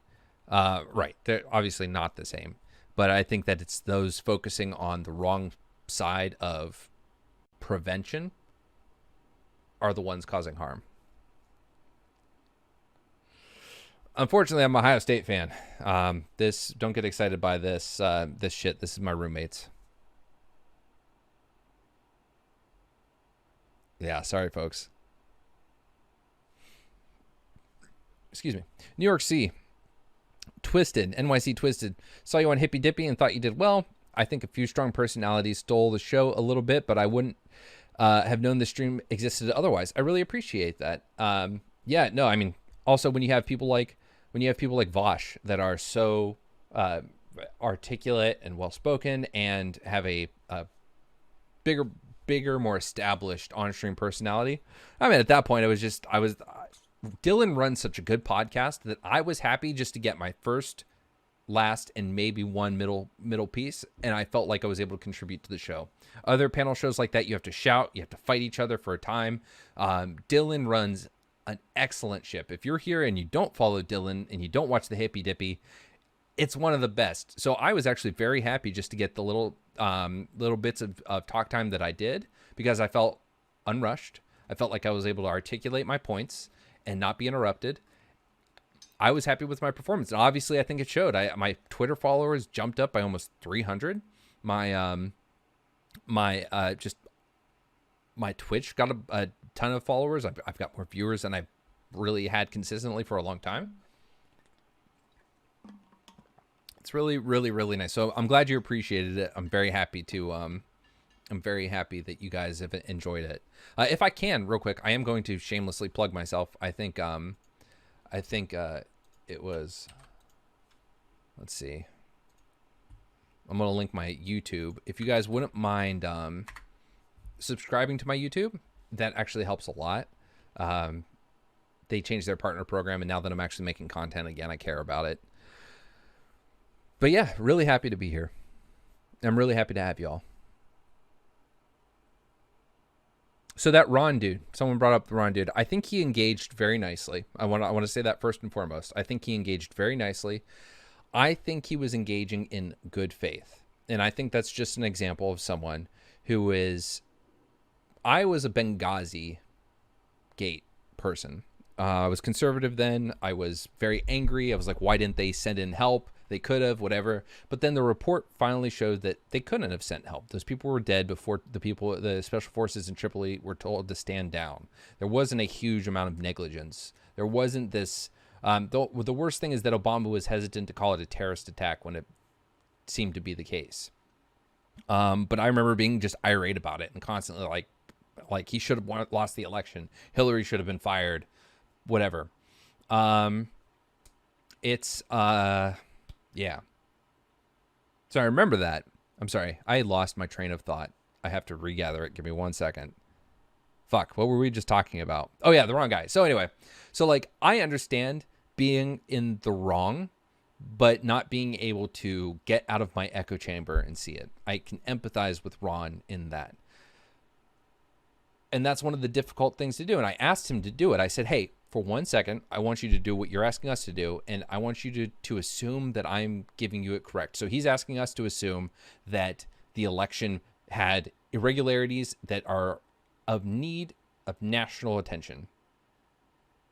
And I said, I need you to do the same kind of theory crafting with me and assume that this is wrong and doing harm, and he didn't engage with it. And I didn't call him on it. I think Bosch took over after that. But he didn't engage. So we should have had a moment of stop there. Like, no. Don't counter with a question. Engage with that.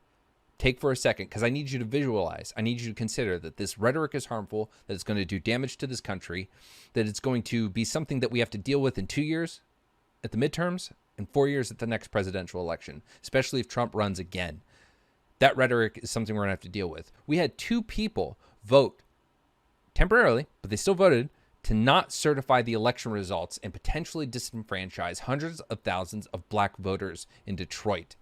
We went over that at the beginning of the stream. It's a big fucking problem what Trump is doing, what the Republicans are doing, and it started with Trump setting the groundwork. So it's frustrating that there's all this bad, and that people like Rob, who seem to be genuinely good people and care, are susceptible to it. I'm not calling him stupid. I'm saying he is consuming media in a way that is, and has his own personal biases, which we all have. Even if I've gone from Republican to Democrat and I consider myself incredibly objective, we all have biases. I think it's a problem, and it's one that's not getting dealt with. So it's frustrating because you want to engage, you want to help, but you got to find a way to do it in a way that gets them to open up to your message and to a discussion. Rhea, thank you for the compliment. I'm not a huge fan of the shave, but it does show that there's still a young man living under that beard.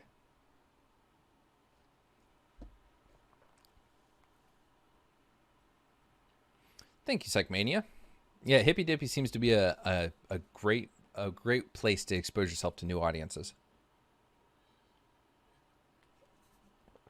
Yeah, Splurgers, that's exactly it. It's like people will start to assume bad faith just because of how entrenched someone is in their views, and I don't think that's right. It's natural. I get it. I understand it, but it's just one of those,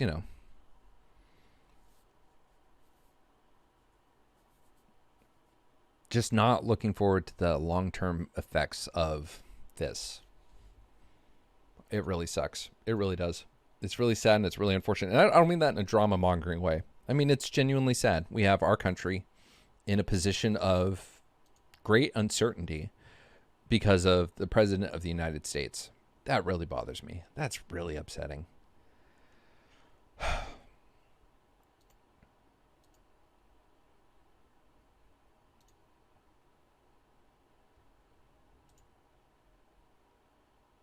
Where did I go to school? Do you mean for college? I went to University of Maryland University College. I have a Discord server. Oh,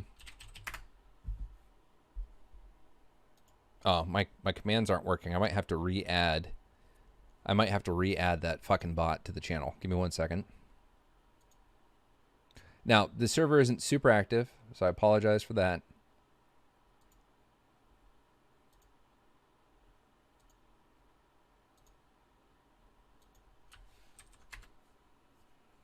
I have to get the bots for YouTube and Discord and all that. So the bot was banning people for repeating themselves too much. I couldn't see exactly what it was doing that for, so I had to go in and I shut that fucker down.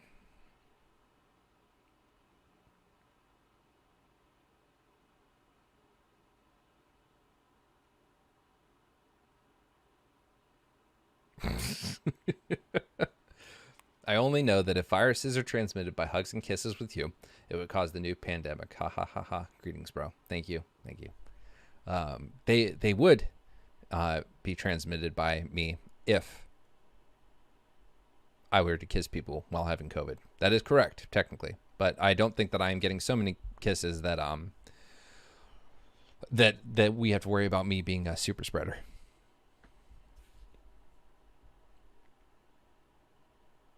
Thank you all for the new follows. By the way, to do the whoring thing real quick, follow me at LikeandGTV on Twitter, on YouTube. The YouTube's the big one, but the Twitter also helps, especially if you like to really engage with political content.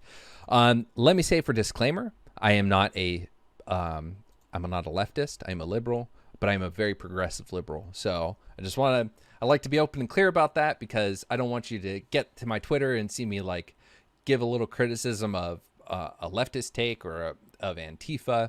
and assume that I'm, that I'm trying to grift to these new audiences I'm exposed to.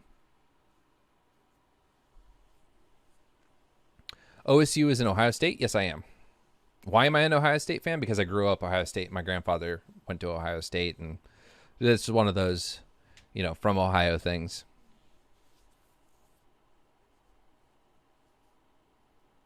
What's the difference between a leftist and a progressive liberal?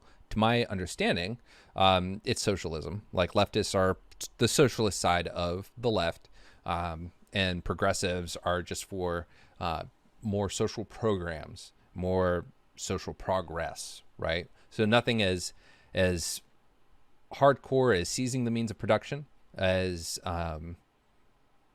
nationalizing everything possible, of nationalizing big corporations, like those kind of things, like nationalizing Amazon, for example. That would be a leftist view. A progressive view would be to put more sanctions, restrictions, laws in place that regulate Amazon. Regulation would be progressive. Things like that. People say social democrat. I am rhetorically uncomfortable with the term because I think it forms a bad connotation, because most people aren't educated on the difference between a social democrat and a democratic socialist outside of the sphere, right? We engage with a lot of people that know this stuff. So if I say, hey, I'm a soc dem, people are like, oh, okay, so you're not a socialist. You just want social reform in our democracy. But if I told my mother I'm a social democrat, she would think democratic socialist. Most people can't engage with that topic.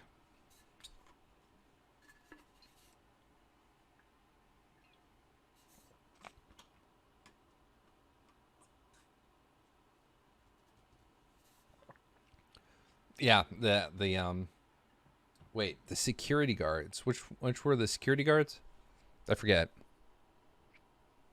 Columbus is nice. I visited it before the pandemic. A really nice place.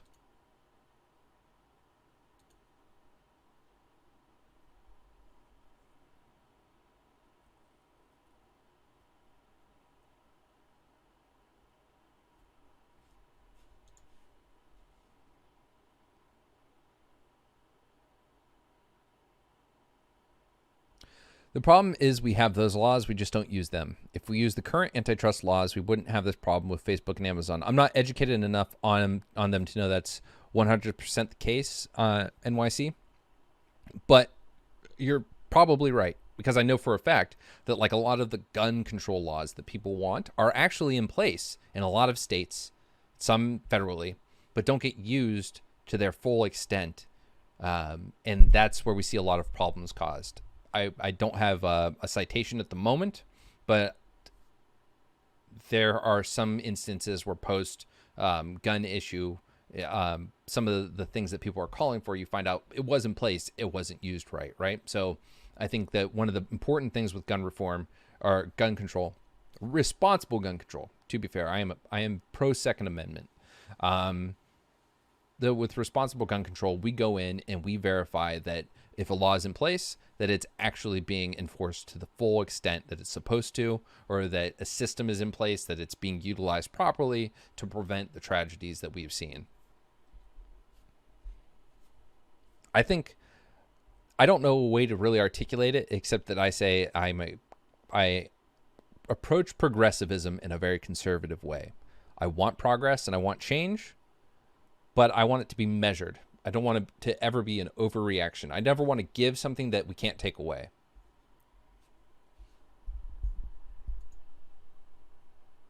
Is my volume low?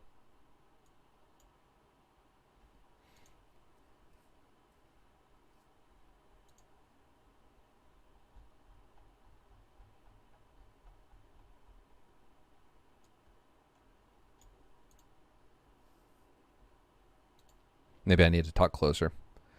Can only go up so much higher before it starts to redline. Test. Did it just get low? I don't know.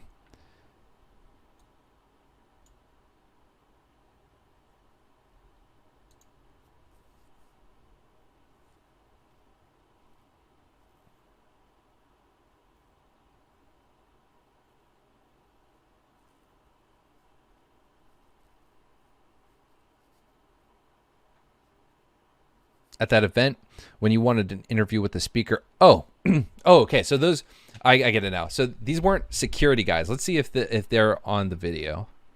1 second.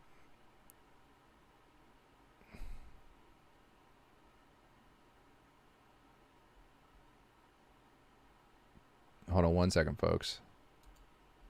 See if I can find this. Yep. All right. So check this out.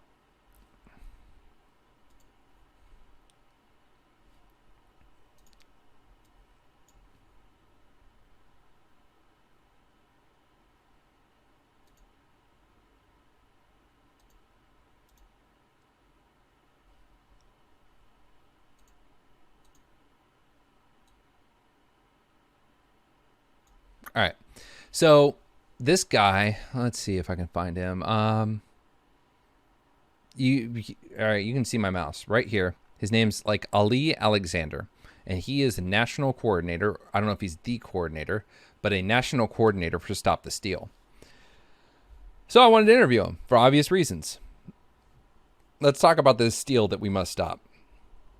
So I saw some security person, and I told them, hey, I want to talk to him. Who do I talk to about interviews? This is a guy who had been like kind of checking us out and took a picture of Dylan because he had his Bernie thing. It was probably showing it to security so they could, you know, everyone that was running security so they could have an eye on the astronaut and the Biden supporter. So anyway, I asked that guy again when I saw him, I'm like, hey, I'd like to interview. Who do I talk to? He's like, I don't know. He's like, who do you want to interview? I said, that guy right there. So Follow us on social media and give me a follow on Twitter. They are robbing me on Ali Twitter. Alexander. I lost like 2,000 followers since the election. It's crazy. that was another funny thing about these people losing followers, and he's saying it like Twitter's doing it. And I'm like, dog, you're probably losing followers because you're espousing conspiracy theories, and there are still some conservatives with level heads. Yeah. Give me a follow with Brandon Sharp. STRAKA. Okay, so you hear that guy saying, let me find out for you. That's about the interview. And Megan here, and Michael Kudroy, Yeah, Jack possible. Sobek, and Who are you? bunch of My name, I go by Lycan. Who? On, Omega Law? Lycan My GTV on interest Twitter really spiked. and Twitch. 2018 Jared's in the real Nevada. What's Midterms your Twitter? come. LYCAN? We went dark blue. We got our GTV? asses handed to us, quite frankly. GTV. Yep. Sweet. All right. And absolutely, I think the voter fraud has been going on for a long time. But it motivated me. I thought all right, I am, stay silent on the left. anymore. So, I need to become outspoken. I need to. So right before that, you can't see it, but they're on Twitter, like they've got their phone out and they're looking at it, and they look me up, they type in like in GTV, and I'm like, that right there, and he looks at it and he starts to scroll, and I'm just like, let me save you, I'm on the left, and they just immediately put the phone away and just like, thanks, fuck off. I'm pretty sure they just And so heard I me did. say that because they came up and asked for my Twitter, and I was like, I got loud Gave it to them. on my social And then I media said, platforms, and I started going to like in various GTV, Republican and they were looking at it, I'm events like, to volunteer I'm on the and left devote if that's my what you're time looking to for, see and they what said, I okay, can yeah, do thanks, and then walked away. to So I don't know if save I'm getting my that state interview. and to save this country. I might need to, I want to see if the Bye. shout out your channels. I'm Dylan. Go to Oh. the Cops would open and no, fuck, Lenny, was the part about talking about the Queen, is that not on here? Did we miss that? Did it get muted? it went through. Yeah.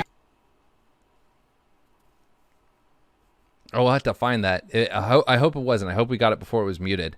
Because when I went back to look at a VOD of it on someone else's channel.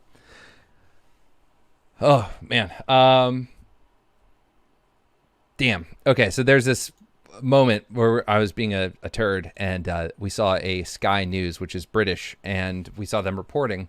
And I was just standing there. I didn't think I was being loud, but I'm recording them, and I'm pretending to talk while the woman talks, and I was like, "Oi, they're talking shit about the Queen and blah blah blah. Have a cup of tea." Just stupid, fucking bad jokes, not funny at all. And then like 30 seconds into it, she stops, and both her and the cameraman look at me, and I was like, "Oh fuck, they could hear." It was pretty funny. We should take back the colonies.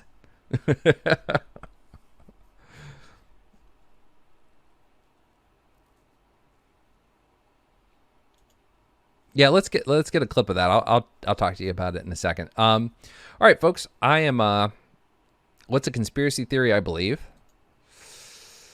I don't know.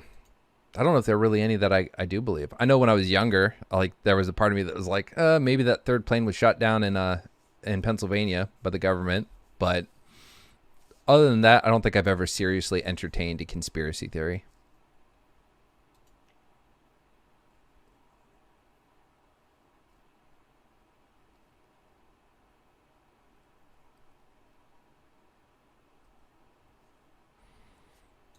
Gary Webb.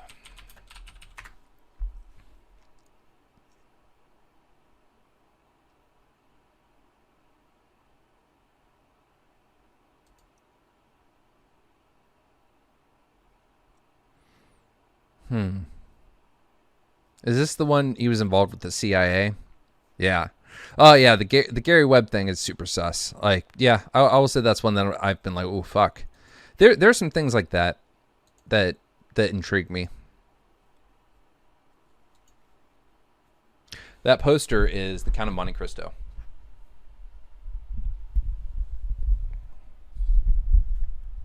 I mean, it's like MK Ultra, for instance, right? MK Ultra was fucking horrible, but it was real. It was something that happened. And there's this world that exists between holy shit moments that are actually revealed, such as like the Pentagon Papers or the MK Ultra coming out, things like that. And then there are the nut fucking job. They're making the frogs homosexual, like Alex Jones says, right? There's a line somewhere in there, right? And usually it's much fucking closer to this, which is a proven, evidence-based holy fuck moment from the government. Now, did it have to be outed? Did it have to be found by investigation? Yes. But there's evidence. When you have unsubstantiated claims, like a lot of people in Joe Rogan's subreddit will talk about what Joe Rogan says, which is that Alex Jones is so right so much, but then he has all the crazy. And it's like, the big thing he goes to is these globalists worshiping Moloch, the owl god, and like having this, it's called Bohemian Grove.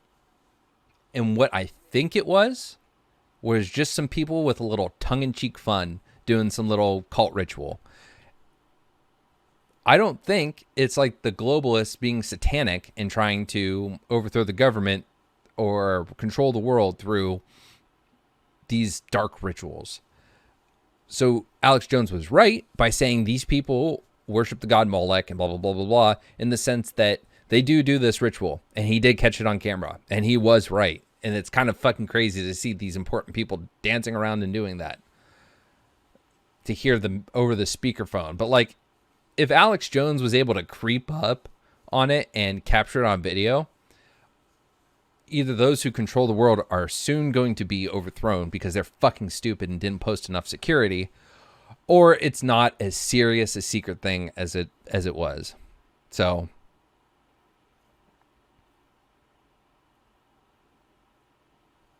right.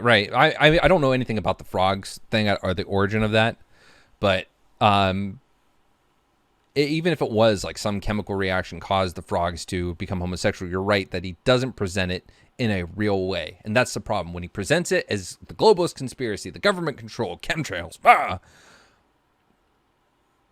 presenting it that way when it's actually, oh, well, there was a program that was misguided and blah, blah, blah, blah, blah, and this happened. Those are the differences. Anyway, I have to go to a meeting. I want to thank you all for coming into the stream. I really, really, really, really, really, really, really appreciate it. Thank you all for tuning in. I see one political streamer active, so I'm going to go ahead and host them. But I want to say thank you all for tuning in. Please go to my YouTube at LikeandGTV, hit that follow button or that subscribe button so I can get that channel going. And just thank you again. I really appreciate it. I know a lot of you guys came from Hippy Dippy. A lot of you guys have come from Destiny. And thank you all for tuning in. You guys have a great day, and I will talk to you soon. Bye, folks.